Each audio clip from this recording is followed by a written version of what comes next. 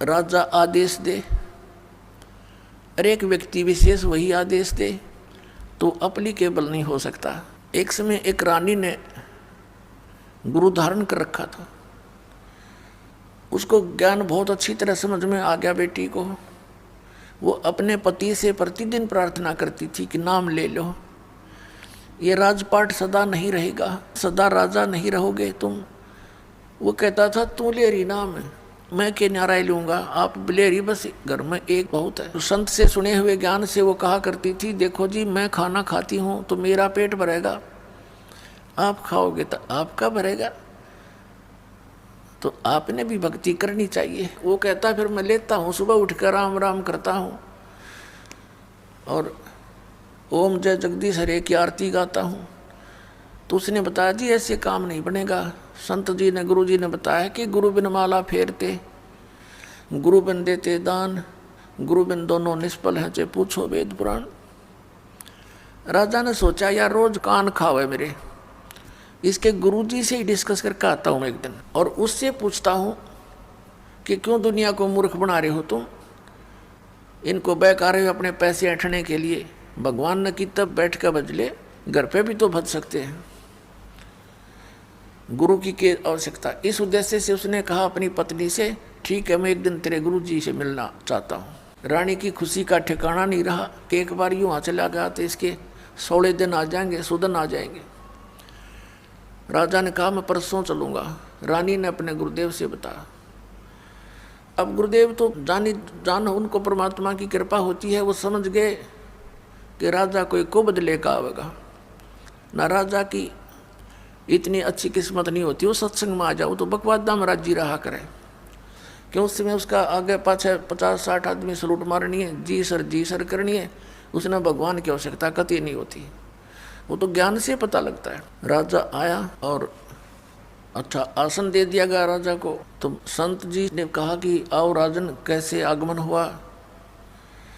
राजा तो जिस उद्देश्य से गया था सीधा ही बोला कि आप क्यों भोले बालों को मूर्ख बना रहे हो, क्या गुरु बनाना आवश्यक है, भक्ति तो वैसे भी कर सकते हैं, क्यों दुनिया को मूर्ख बनाए बैठा है। तो संत ने सोचा कि अब मैं जय इसके प्रश्न का उत्तर नेगेटिव दे दूंगा, उसको तो नेगेटिव लगेगा, तो ये ना जाने के को बद कर देगा।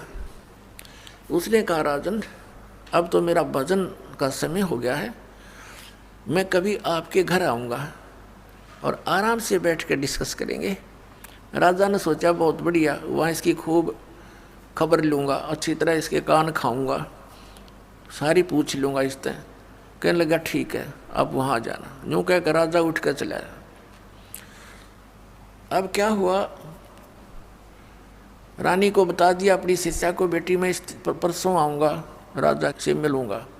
उसने जाके घर बता दिया कि कल गुरुजी आएंगे मेरे।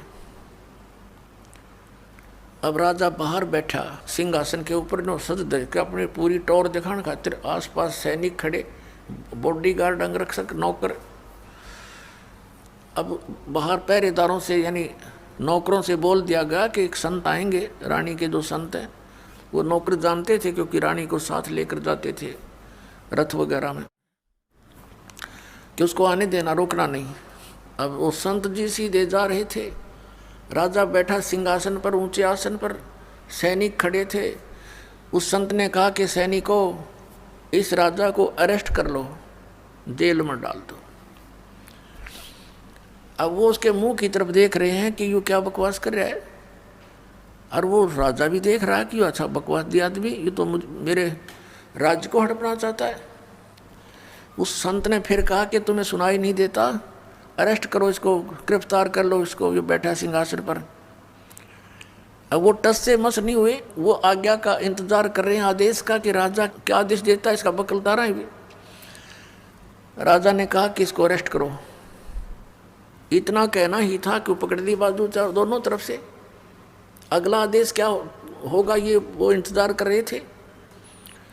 तब वो संत कहता है कि राजन गराए आदमी की बेइज्जती नहीं क्या करते, आप तो तू बुला के आया मेरे को, राज मेरी बेइज्जती कर रहा है। राजा बोला तेरा दिमाग खराब हो गया, तो ये शब्द कैसे बोले कि इसको गिरफ्तार कर लो? तो उस संत ने कहा कि मैं आपके प्रश्नों का उत्तर देने आया हूं कि गुरु के बिना क्या भगवान की भक्ति नहीं हो सकती। राजा बोला कि ये कैसा तेरा उत्तर भाई, कि मैंने छुटवाते देख बनते हैं फिर बताऊंगा। तो उस राजा ने कहा छोड़ दो, उन्होंने छोड़ दिया। अब संत ने कहा कि देखो राजन, जो शब्द मैंने बोले थे वही आपने बोले। मैंने इनसे बोला था राजा को अरेस्ट कर लो, ये टस से मस नहीं हुए, और आपने वही शब्द बोले थे इसको अरेस्ट कर लो। ये सभी गति में आगे और तुरंत मुझे गिरफ्तार कर लिया। आपके वचन में शक्ति है, मेरे वचन में वो शक्ति नहीं है जो आपके में है। आपके आदेश लागू हो गया। इसी प्रकार आध्यात्मिक मार्ग में मेरे वचन में शक्ति है, और मैं जो वचन दूंगा वो कार्य करेगा, और आप उसको कहते रहना वो कार्य नहीं करेगा। ठीक इसी तरह ये उदाहरण समझ ले। राजा की बुद्धि साफ होगी, नीचे उतर गया सिंहासन से, चरण पकड़ दिए। तो पुण्यात्माओं, ऐसे जो साधना हम गलत भी करते हैं, अपने मनमुखी भी करते हैं, उससे भी लाभ नहीं होता। तो संत के वचन में शक्ति होती है, और उस शक्ति से ही वो शब्द आपके अंदर काम करता है। जैसे जो औषधि होती है इंजेक्शन के माध्यम से शरीर में प्रवेश कर दी जाती है तो वह काम करेगी, और बगैर सिरंज के वह अंदर नहीं जा सकती। तो ये समझो कि संत की वाणी सिरंज होती है, वो आपके अंतःकरण में इस मंत्र को प्रवेश करती है, फिर वो मंत्र आपके यहाँ कार्य करता है। इन्हीं मंत्रों को अन्य आदमी देता रहेगा, कोई लाभ नहीं होगा, अधिकारी है ही नहीं वो उसको देने का। तो इस प्रकार संत वचन की शक्ति से आपके अंदर भक्ति प्रवेश करते हैं, और फिर इस सत्संग के माध्यम से ये वाणी, अमर वाणी जो महापुरुषों ने बोली थी, उस वाणी को अधिकारी बोलता है तो वो आपके ऊपर असर करती है, वो ऐसी। तो इसलिए आप जी ने सत्संग सुनना पड़ेगा, चाहे बैठ जाए, जबरदस्ती बैठा रहे वहाँ पर। और फिर क्या होता है, ये परमात्मा की अमर वाणी है, और पूरे संत के द्वारा जब ये उच्चारण की जाती है उनका असर न्यारा होता है। एक आम आदमी तो रोज पढ़ रहे वाणियों ना, किससे का असर नहीं।